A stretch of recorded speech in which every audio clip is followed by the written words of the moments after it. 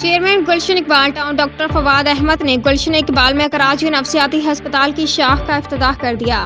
نفسیاتی بیماری انسان کو ناکارہ بنا کر رکھ دیتی ہے: ڈاکٹر فواد احمد۔ نفسیاتی بیماری کی بروقت تشخیص اور مؤثر علاج سے بیماریوں پر قابو پایا جا سکتا ہے۔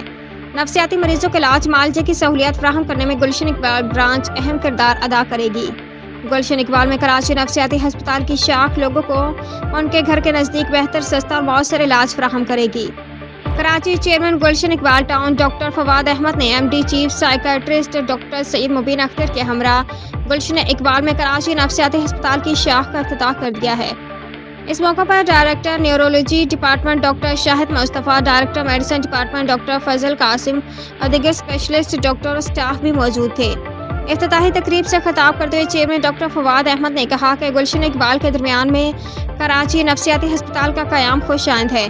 اس سے گلشن ٹاؤن کے نفسیاتی مریضوں کو ان کے گھر کے نزدیک سستا اور مؤثر علاج مہیا ہوگا۔ چیئرمین ڈاکٹر فواد احمد نے کہا کہ نفسیاتی بیماری اس لحاظ سے خطرناک ہے کہ اس بیماری میں مبتلا نہ صرف اپنے آپ کو بلکہ دوسروں کو بھی نقصان پہنچا سکتے ہیں۔ اس بیماری کا شکار بظاہر ہنستا بولتا دکھائی دیتا ہے، لیکن اچانک یا آہستہ آہستہ مایوسی کا شکار ہو جاتا ہے۔